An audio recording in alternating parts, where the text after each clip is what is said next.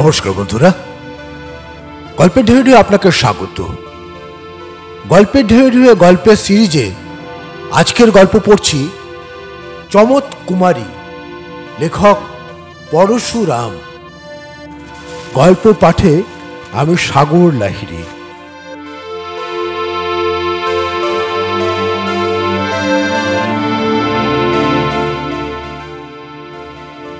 আজকের গল্প চমৎ কুমারী, লেখক পরশুরাম।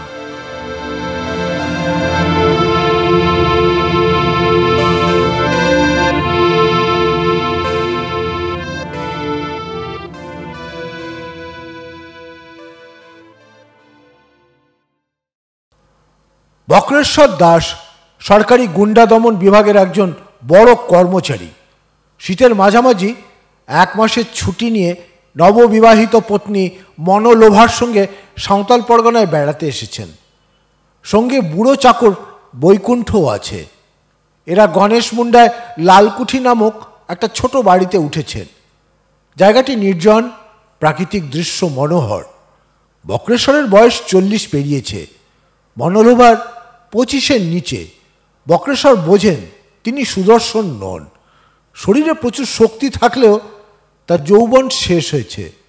কিন্তু মনোলোভার রূপের খুব খ্যাতি আছে, বয়সও কম।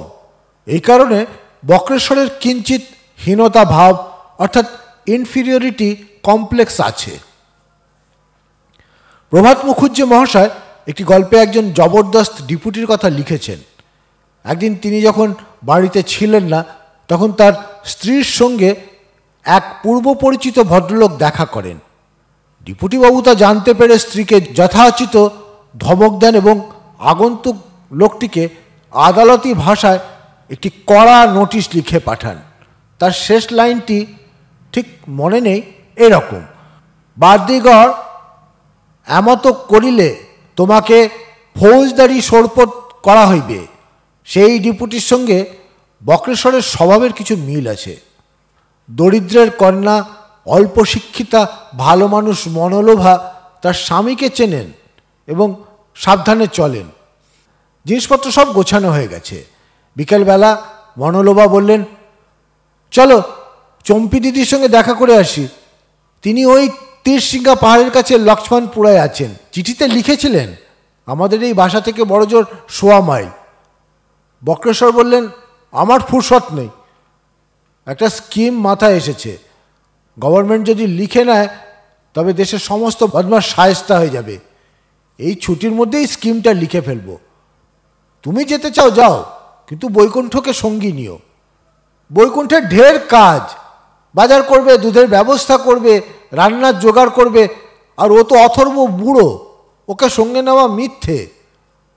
আমি একাই যেতে পারবো। ওই তো তীরসিঙ্গা পাহাড় সোজা দেখা যাচ্ছে। ফিরতে দেরি করো না, সন্ধ্যের আগেই আসা চাই। লক্ষ্মণপুরায় পৌঁছে মনোলোভা তার চম্পি দিদির সঙ্গে অফুরন্ত গল্প করলেন। বেলা পড়ে এলে চম্পি দিদি ব্যস্ত হয়ে বললেন, চাচা শিগগিরই ফিরে যা, নয়তো অন্ধকার হয়ে যাবে। তোর বর ভেবে সারা হবে। আমাদের 2টো চাকরি বেরিয়েছে, নইলে একটাকে তোর সঙ্গে দিতুম। কাল সকালে আমরা তোর কাছে যাব। মনোলোভা তাড়াতাড়ি চলতে লাগলেন। মাঝখানে একটা সরু নদী পড়ে। তার খাত গভীর, কিন্তু এখন জল কম। মাঝে মাঝে বড় বড় পাথর আছে, তাতে পা ফেলে অনায়াসে পার হওয়া যায়। নদীর কাছাকাছি এসে মনোলোভা দেখতে পেলেন বাঁদিকে কিছু দূরে 4-5টা মোষ চড়ছে। তার মধ্যে একটা প্রকাণ্ড শিংওয়ালা জানোয়ার কুটিল ভঙ্গিতে তার দিকে তাকাচ্ছে। মোষের রাখাল একটি 9-10 বছরের ছেলে। সে হাত নেড়ে চেঁচিয়ে কি বলল বোঝা গেল না। মনোলোভা ভয় পেয়ে দৌড়ে নদীর ধারে এলেন এবং কোনো রকমে পার হলেন, কিন্তু ওপারে উঠেই একটা পাথরে হোঁচটকে পড়ে গেলেন। উঠে দাঁড়াবার চেষ্টা করলেন, পারলেন না। পায়ের চেটোয় অত্যন্ত বেদনা। চারিদিকে জনশূন্য। সেই রাখাল ছেলেটিও অদৃশ্য হয়েছে। অন্ধকার ঘনিয়ে আসছে। আতঙ্কে মনোলোভার বুদ্ধি লোপ হলো। হঠাৎ তার কানে এলো, এ কি, পড়ে গেলেন নাকি? লম্বা লম্বা পা ফেলে যিনি এগিয়ে এলেন তিনি একজন বুড়ো রস্ক বিষকন্ধ পুরুষ। পরনে ইজার, হাঁটু পর্যন্ত আচকান, তারপর একটা নকশাদার শালের ফতুয়া, মাথায় লোমশ ভেড়ার চামড়ার আস্ত্রাকান টুপি। মনোলোবার 2 হাত ধরে টানতে টানতে আগন্তুক বললেন, হেইয়ো, উঠে পড়ুন। পারছেন না? খুব লেগেছে? দেখি কোথায় লাগলো। হাত পা গুটিয়ে নিয়ে মনোলোমা বললেন, ও আর দেখবেন কি, পা মচকে গেছে, দাঁড়াবার শক্তি নেই। আপনি দয়া করে যদি একটা পালকি টালকি জোগাড় করে দেন তো বড়ই উপকার হয়। খেপেছেন? এখানে পালকি, তাঞ্জাম, চতুর্দোলা কিছুই মেলবে না, স্ট্রেচারও নয়। আপনি কোথায় থাকেন? গণেশ মুন্ডায় লালকুঠিতে? আপনারাই বুঝি আজ সকালে পৌঁছেছেন। আমি আপনার পায়ে একটু ম্যাসাজ করে দিচ্ছি, তাতে ব্যথা কমবে। তারপর আমার হাতে ভর দিয়ে আস্তে আস্তে হেঁটে বাড়ি ফিরতে পারবেন। যদি মচকে গিয়ে থাকে, চুন হলুদ লাগালেই চট করে সেরে যাবে। বিব্রত হয়ে মনোলোভা বললেন, না না, আপনাকে মেসেজ করতে হবে না, হেঁটে যাবার শক্তি আমার নেই। আপনি দয়া করে আমাদের বাসায় গিয়ে মিস্টার বি দাসকে খবর দিন, তিনি নিয়ে যাবার যা হয় ব্যবস্থা করবেন। পাগল হয়েছেন? এখান থেকে গিয়ে খবর দেব, তারপর দাসমশাই চেয়ারে বাঁশ বেঁধে লোকজন নিয়ে আসবেন, তার মানে অন্তত 45 মিনিট। ততক্ষণ আপনি অন্ধকারে এই শীতে একা পড়ে থাকবেন, তা হতেই পারে না। বিপদের সময় সংকোচ করবেন না, আপনাকে আমি পাঁজা কোলা করে নিয়ে যাচ্ছি। কি যাতা বলছেন? কেন, আমি পারবো না ভেবেছেন? আমি কে তা জানেন? গগন চাঁদ চক্কর, গ্রেট মারাঠা সার্কাসের স্ট্রং ম্যান। না না, আমি মারাঠি নই, বাঙালি বারেন্দ্র ব্রাহ্মণ। চক্রবর্তী পদবিটা ছেঁটে চক্কর করেছি। সম্প্রতি টাকার অভাবে সার্কাস বন্ধ ছিল, তাই এখানে আসবার ফুরসত পেয়েছি। আজ সকালে আমাদের ম্যানেজার সাঁপরুজির চিঠি পেয়েছি, সব ঠিক হয়ে গেছে। 2 হপ্তার মধ্যে তোমরা পুনায় চলে এসো। জানেন, আমার বুকের ওপর দিয়ে হাতি চলে যায়। 2 হন্দার বারবেল আমি বনবন করে ঘোরাতে পারি। আপনার এই শিঙি মাছের মতন একরত্তি শরীর আমি বইতে পারবো না। খবরদার, ওসব হবে না। কেন বলুন তো? আপনি কি ভেবেছেন আমি রাবণ আর আপনি সীতা? আপনাকে হরণ করতে এসেছি? আপনাকে আমি বই নিয়ে গেলে আপনার কলঙ্ক হবে, লোকে ছিছি করবে।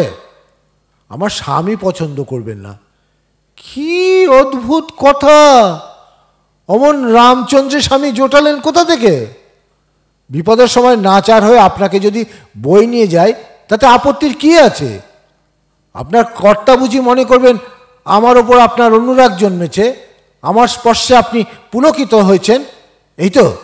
একবার ভালো করে আমার মুখখানা দেখুন তো, আকর্ষণের কিছু আছে কি? পকেট থেকে একটা প্রকাণ্ড টর্চ বার করে গগনচাঁদ নিজের শ্রীহীন মুখের ওপর আলো ফেললেন।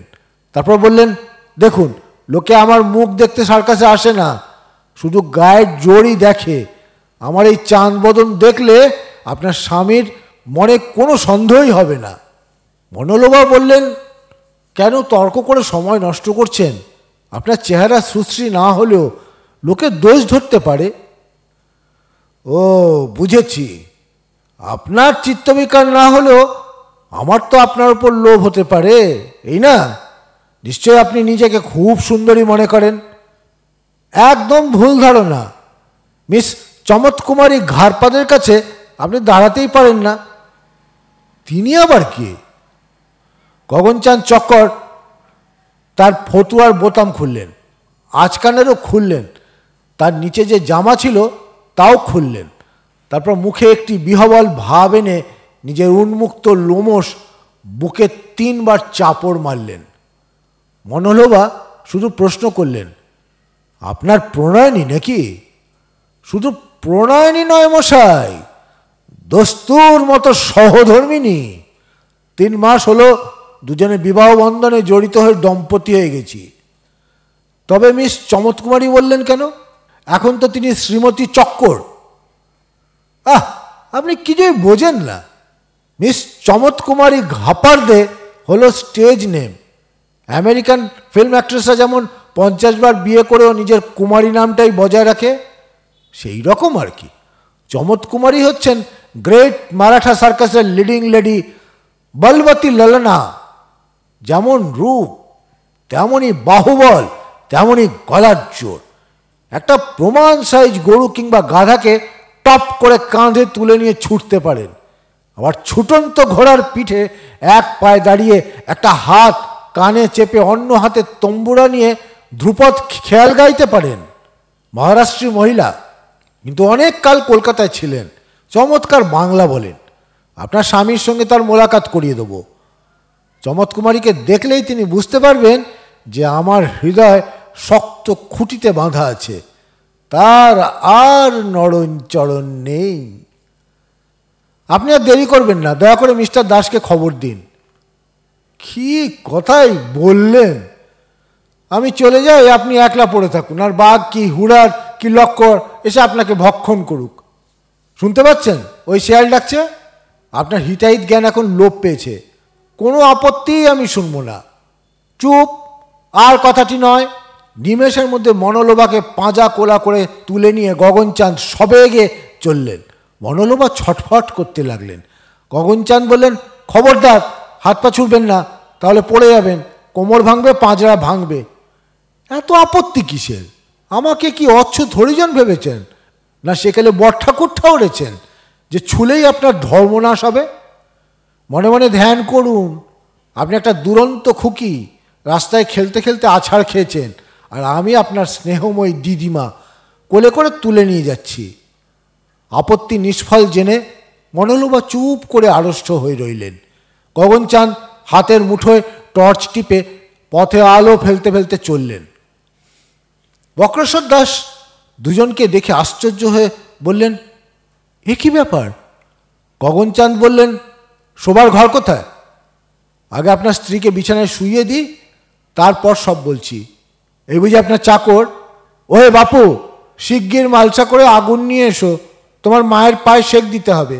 মনোলোভাকে শুইয়ে গগনচাঁদ বললেন, মিস্টার দাস, আপনার স্ত্রী পড়ে গিয়েছিলেন, ডান পায়ের চেটো মচকে গেছে, চলবার শক্তি নেই, অথচ কিছুতেই আমার কথা শুনবেন না। কেবলই বলেন, লে আও পালকি, বোলাও দাস সাহেবকো। আমি জোর করে একে তুলে নিয়ে এসেছি। অতি অবুঝ বদরাগী মহিলা, সমস্ত পথটা আমাকে যাচ্ছে তাই গালাগালি দিতে দিতে এসেছেন। মনোলোভ অস্ফুট স্বরে বললেন, বাহ, কই আবার দিলুম। বক্রেশ্বর একটু ঘাবড়ে গিয়েছিলেন, এখন গরম হয়ে বললেন, তুমি লোকটা কে হে?